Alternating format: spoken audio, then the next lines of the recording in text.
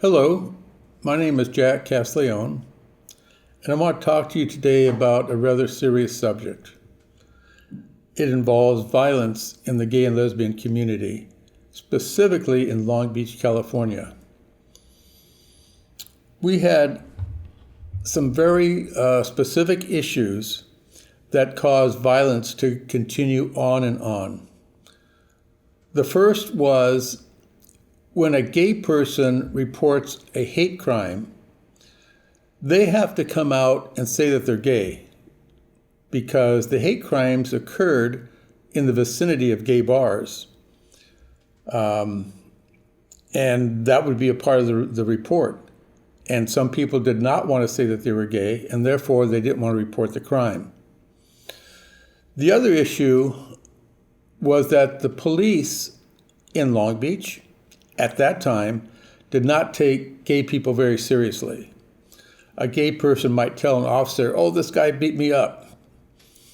And the police officer might think, "Well, you started it. You probably solicited him. Just go away, go about your business."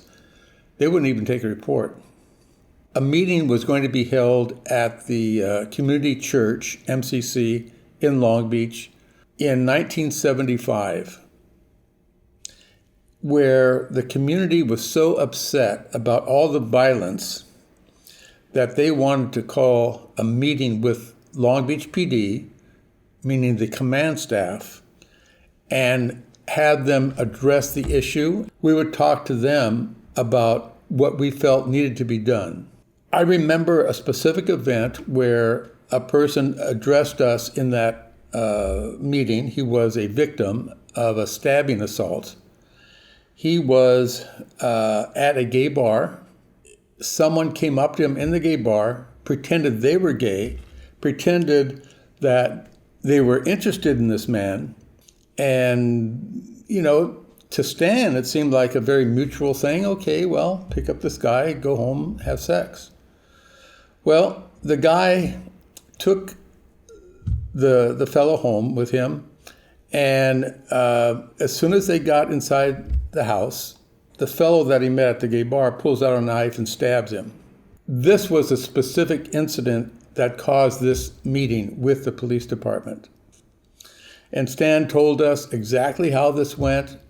It's sort of a modus operandi of assailants, of people who would commit hate crimes, that they would find somebody in a gay setting, so they knew that the person was gay, and then befriend them, and then go home with them or beat them up or follow them maybe a few blocks away from, if they were on foot, follow them, on the way home. The assailants felt rather comfortable because they felt that gay people would not report the crime. They were usually about the time the bar was closing, so they were probably inebriated. They were not going to put up much of a resistance, and so they were easy prey. And so the gay community got together and we had this meeting, and I learned from the police department that this particular assailant, who was not caught, apparently attacked 3 other people in the same way. He would just befriend somebody at a bar, go home with them, or follow them a little distance, and then take out his knife and stab them. Sorry. The other 3 people were killed.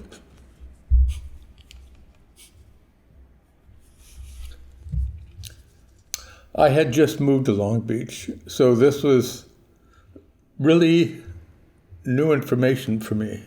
And I felt I had to do something about it.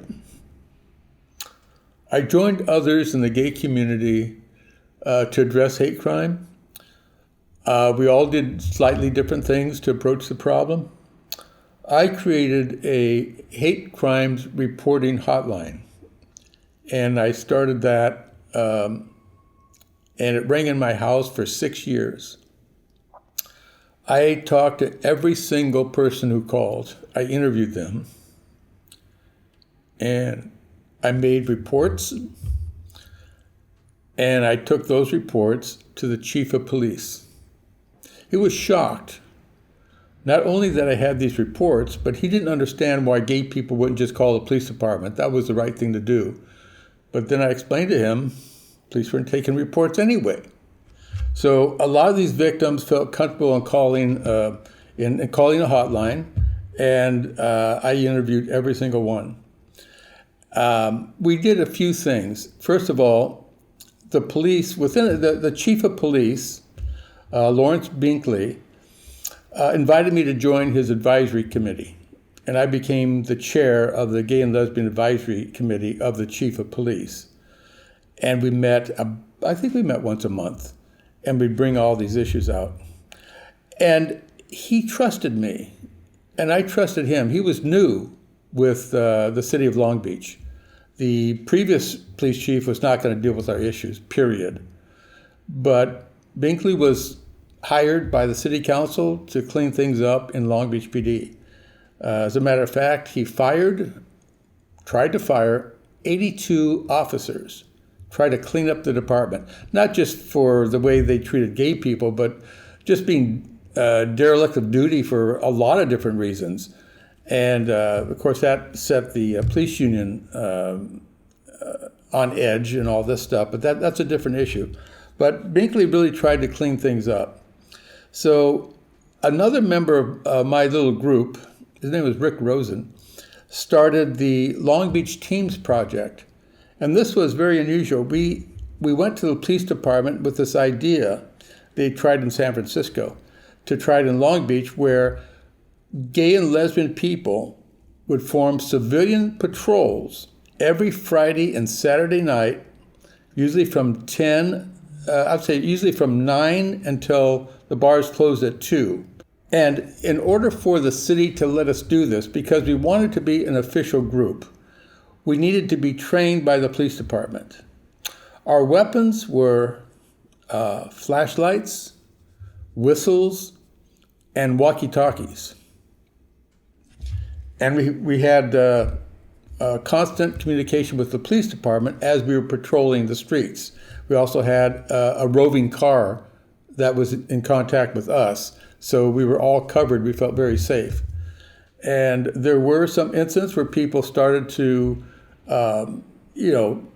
push people as they came out of a bar, tried to attack people, and the team would just confront them, shine lights on them, show that we're talking to the police department, and the guys just ran away.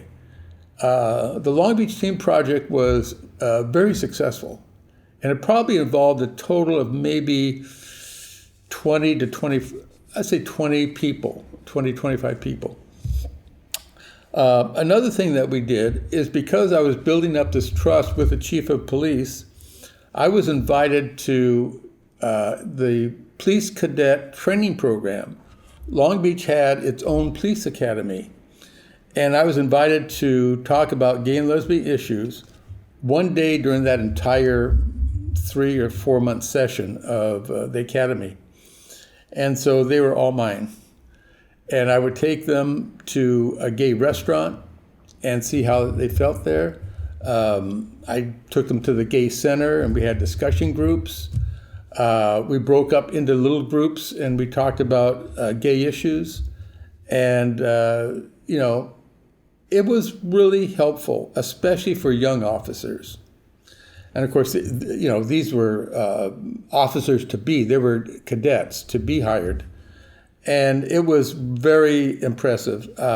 We were written up in the papers, and it was a nice thing to do. We even had a sting operation, and I'm going to talk about this more later in another video. But on one occasion, the police department aligned with certain members of the gay community, including me. I was kind of like in charge. I was the liaison. And we set up like a command car, and all these other officers in plain clothes would be stationed around like a particular bar. We picked out 6 different locations, and we had 2 officers that we called decoys. And these were people who look gay. I mean, I picked them out. They were cute. And so they would wear street clothes, and they'd just be walking by a bar, maybe holding hands, and see who was going to attack them. It was very interesting. And I will talk about that more in detail. When we started the hotline, I received 42 calls of assaults the first year. And you have to bear in mind that very few people still reported these kinds of crimes. I mean, if somebody just punched you once and moved on, nobody's going to call the police. Usually it had to be a pretty heavy assault. And then they'd call the police, or probably me. And I would interview them myself. And after 6 years, the hotline had only 2 calls in the last year. And neither one was physically violent. One was somebody called me a faggot, and another one was they painted graffiti on my garage door, So it was very successful. And I probably the most, of anything I've ever done, I think I'm the most proud of doing that, because it had a great impact. And then I gave it up to somebody else to do after 6 years. And it was just so interesting. And sometimes it makes you feel so good when your efforts accomplish something where you're saving lives and saving a lot of gay bashings and harm like that. I actually became so popular in the Long Beach Police Department that people in the rank and file would ask me, would you send a letter to the chief and say I'm a good person and that I respect gay people? I said no. Even the command staff, sergeants or lieutenants, would ask me, if I would, write a letter for them and tell the chief of police that this guy is so sensitive and he treats everybody equally. I said no. The only time I wrote letters for people is when I received a call about a violent act, and I would say to the person, how did the police treat you? And they would say, he was so sensitive, and he was caring, and he wrote everything down, and I just felt so comfortable talking to him. Boom, a letter. A letter went from me to the chief of police. And one time I was in the chief's office, and just as I entered, I saw all of my letters on the wall where, he would put them up and just say, look how great our police department is. The gay community is really appreciative, And that was very nice, and I just enjoyed that very much. But I went on to other things, especially when I met my husband, and I wanted to do other things in my life. So that's a little bit about the violence that we went through in Long Beach. And if you have any comments or questions, I would be happy to respond to them. You can put them in the comment section. And there's a lot to say on this video, and I hope to talk more about it soon. Thank you.